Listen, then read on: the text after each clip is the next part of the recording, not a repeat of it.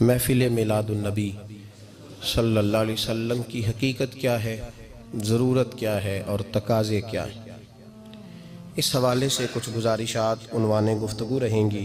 دعا ہے اللہ تبارک و تعالی اپنی ناراضگی والے جملے سے محفوظ فرمائے، اپنی رضا والی بات کرنے کی توفیق عطا فرمائے۔ عزیز بھائیو، قرآن مجید فرقان حمید نے ارشاد فرمایا قل بفضل اللہ، اے محبوب آپ فرما دیں جب اللہ کا فضل ملے، وَبِرَحْمَتِهِ اور اس کی رحمت ملے، فَبِذَلِكَ فَلْيَفْرَحُوا تو انہیں چاہیے کہ خوشی کا اظہار کریں۔ سورہ یونس کی آیت نمبر 58 ہے۔ جب اللہ کا فضل اور اس کی رحمت ملے تو خوشی کا اظہار کرو، خوشی کا۔ اسلام مسرتوں کا دین ہے، خوشیوں کا دین ہے۔ نبی پاک سید عالم صلی اللہ تعالیٰ علیہ وسلم کی مسکراہٹ کے اندر وہ حسن تھا کہ کائنات ساری حضور کی مسکراہٹ کی وجہ سے ہی مسکرا رہی ہے۔ حضرت جریر ابن عبداللہ رضی اللہ تعالیٰ عنہ حضور کے صحابی ہیں، وہ فرماتے ہیں کہ جب حضور مدینہ طیبہ تشریف لائے تو میں ملاقات کے لیے حاضر ہوا۔ پہلے دن میں حضور سے ملا تو نبی پاک مسکرا رہے تھے۔ پھر 10 سال میں حضور کو دیکھتا رہا، اور حضور کے وصال سے چند دن پہلے میری جو آخری ملاقات ہوئی تو اس میں بھی میں نے اپنے نبی کو مسکراتے ہی دیکھا ہے۔ اور فاضل بریلوی رحمۃ اللہ تعالیٰ علیہ نے تو اس تخیل کا اور رنگ میں لیا ہے۔ وہ کہتے ہیں حضور کے مسکرانے سے ہی دنیا مسکراتی ہے۔ فرماتے ہیں جس کی تسکی سے روتے ہوئے ہنس پڑے۔ جب حضور ہلکا سا مسکراتے تھے تو رونے والوں کے دل بھی ٹھنڈے ہو جایا کرتے، غمزدہ لوگ مسکراتے تھے۔ حضور کی خوشیاں تقسیم کرتی تھی۔ نبی پاک صلی اللہ علیہ وسلم کا مسکرانا امت کے دلوں کو ٹھنڈا کرتا تھا۔ فرمایا جس کی تسکی سے روتے ہوئے ہنس پڑیں اس تبسم کی عادت پہ لاکھوں سلام۔ اور فرمایا یہ نہیں تھا کہ حضور بڑے تکلف سے مسکراتے تھے، حضور کی تو عادت تھی اس تبسم کی عادت پہ لاکھوں سلام، مسکراتے رہنا، خوشی کا اظہار۔ اسلام بہت ساری چیزوں کا انسان کو پابند کرتا ہے، حدود و قیود میں رہنے کا حکم دیتا ہے۔ صحابہ کرام علیہم رضوان کے ہاں شادی کے موقع پر بارات لے کر کے جانے کا کوئی رواج نہیں تھا۔ حضرت عبد الرحمن ابن عوف رضی اللہ تعالیٰ عنہ جیسے مالدار لوگ بھی شادی کرتے ہیں تو نبی پاک کے بغیر بھی بارات چلی جاتی ہے۔ کوئی کانسیپٹ نہیں اس طرح کا کہ ڈھیروں بارات لے کے جائی جائے۔ حضرت عبد الرحمن ابن عوف کہتے ہیں میں حضور کی بارگاہ میں آیا تو سفید کپڑے پر پیلا زرد نشان تھا۔ حضور نے فرمایا کیا ہوا، یہ داغ کاہے کا؟ عرض کی حضور کل میں نے نکاح کیا تھا۔ تو محبوب نے جو ارشاد فرمایا اس میں فرمایا بڑی اچھی بات ہے، ولیمہ ضرور کرنا، چاہے ایک بکری ہی ذبح کرنا۔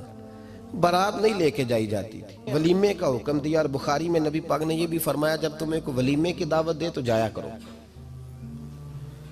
اچھا، اب شادی کے موقع پر جو بارات لے کے جائی جاتی ہے تو اگرچہ حضور کی سنت نہیں لیکن اسے ہم حرام نہیں کہتے، اسے ہم ناجائز نہیں کہتے، ہم نہیں کہتے کہ یہ تو نے غلط کیا۔ اگرچہ لے جانا حضور سے ثابت اس مروجہ انداز میں ثابت نہیں، اس طرح ہمارے ہاں جاتے ہیں، لیکن ہم پھر بھی اسے ناجائز۔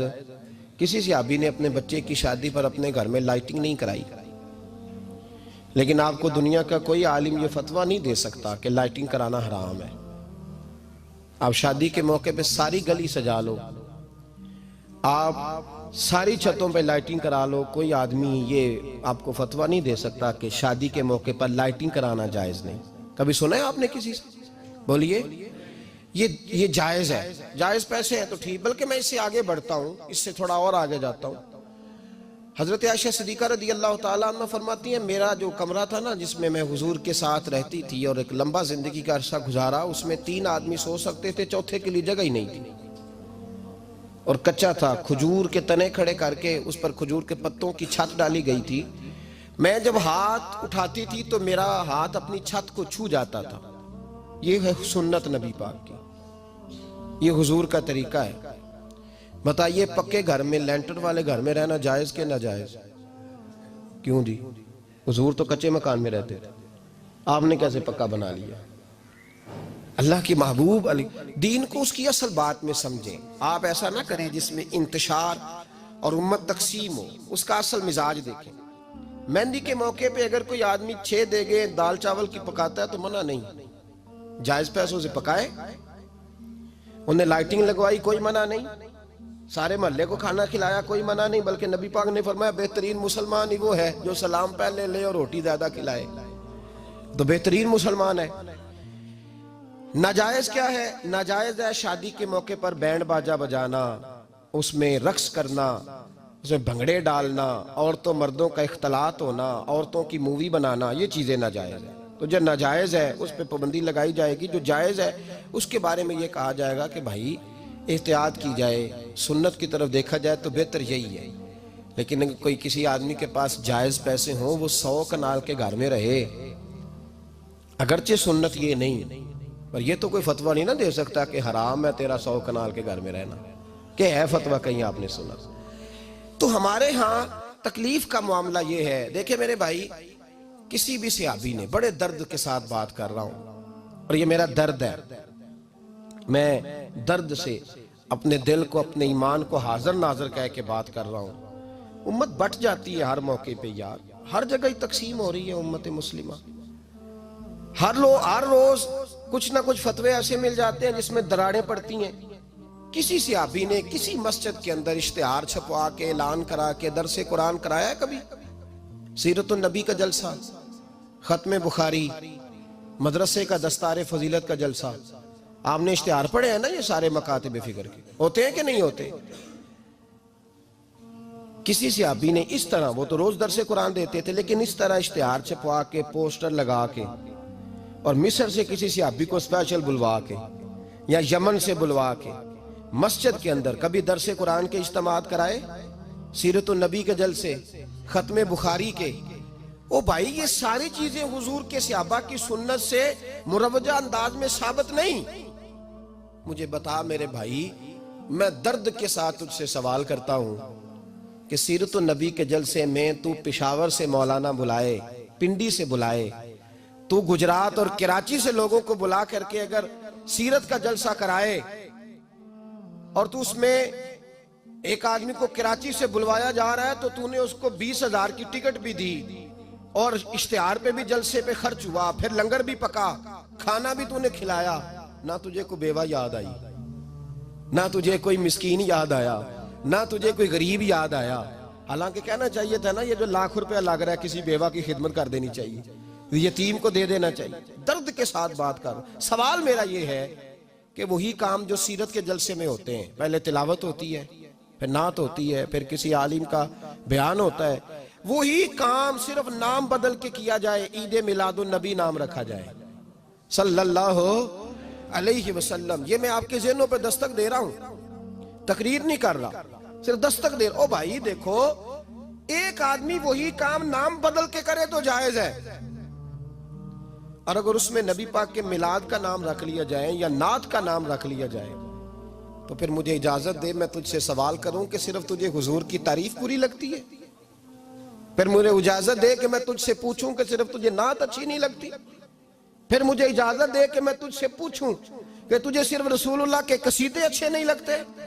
دے مجھے اجازت کہ میں تجھ سے سوال کروں کہ جہاں ذکر رسول کی بات آئے وہاں تو پریشان کیوں ہوتا ہے؟ تجھے پتہ ہی نہیں یہ تو وہ ذکر ہے کہ رب فرماتا ہے تم بیان کرو نہ کرو وَرَفَعْنَا لَكَ ذِكْرَكَ، محبوب میں نے خود تیرے چرچے ساری دنیا میں بلند فرما دیے. اور نبی پاک نے پوچھا حضرت جبریل سے کہ چل جبریل تو بتا میری امت کو پتہ چلے رب نے میرا ذکر کیسے بلند کیا ہے. تو جناب جبریل کہنے لگے محبوبہ رب فرماتا ہے میرے نبی سے کہہ دے جہاں جہاں تیرے رب کا ذکر ہوگا وہاں وہاں تیرا بھی ذکر ہوتا رہے گا. یہ تو محتاج ہی نہیں کسی کا. اتنی جلدی لوگ بپھرتے ہیں. اللہ فرماتا ہے قل بفضل اللہ وبرحمتہ فبذلک فلیفرحوا. محبوب ان سے کہہ دو جب اللہ کا فضل ملے، جب اللہ کی رحمت ملے تو خوشی مناؤ. تیرا نہیں مجھے پتا، مجھے تیرا نہیں پتا، لیکن مجھ سے اگر تو پوچھے تو کائنات میں رب کا سب سے بڑا فضل بھی محمد مصطفیٰ ہی ہے، اور سب سے بڑی رحمت بھی محمد مصطفیٰ ہی ہے. وہ دو عالم کی رحمت تھے، وہ جہاں چاہتے وہیں رہتے، یہ تو ان کی مہربانی ہے کہ یہ عالم پسند آیا۔ رب کریم نے تجھے آنکھ دی، دنیا دیکھی تو نے، رب کریم نے تجھے قوت دی، تو نے دنیا گھومی، اور پھر رب نے تجھے بیٹے دیے تو میٹھا میوہ، اور بیٹیاں دی تو تیرے لیے باعث کرم، تیری چھاتی پہ بچے چڑھے تو نے کہا سب سے بڑی نعمت یہی ہے کہ مالک کہتا ہے تو میرا بندہ تھا، میں نے دینا ہی تھا، اس نے دیا، احسان نہیں جتلایا، لیکن جب اپنا نبی دیا تو کہا میں نے بڑا احسان کیا تم پہ۔ لَقَدْ مَنَّ اللَّهُ عَلَى الْمُؤْمِنِينَ إِذْ بَعَثَ فِيهِمْ رَسُولًا، میں نے تم پر احسان کیا ہے۔ کون دیتا ہے کسی کو محبوب اپنا؟ نہ جانے رب نے یہ کیسے گوارا کیا۔ لَقَدْ مَنَّ اللَّهُ عَلَى الْمُؤْمِنِينَ إِذْ بَعَثَ فِيهِمْ رَسُولًا، اتنا بڑا فضل، اتنا بڑا فضل، فضل بھی حضور۔ اور جب بات رحمت کی آئی تو فرمایا مومنوں صرف تمہیں ہی نہیں، عیسائیوں، یہودیوں، سکھوں، دنیا میں جتنی مخلوق ہے، حتیٰ کہ جانور بھی، حتیٰ کہ چونٹیاں، نباتات، جمادات، ہر چیز، یا اللہ تو نے کیا دیا؟ فرمایا وَمَا أَرْسَلْنَاكَ إِلَّا رَحْمَةً لِلْعَالَمِينَ، میں جس کا رب ہوں ان سب کے لیے میں نے اپنے نبی کو رحمت بنا کے بھیج دیا ہے۔ بیٹے کے آنے پہ تو مٹھائی بانٹتا ہے، میلاد والے دن تو لائٹیں بند کر لیتا ہے،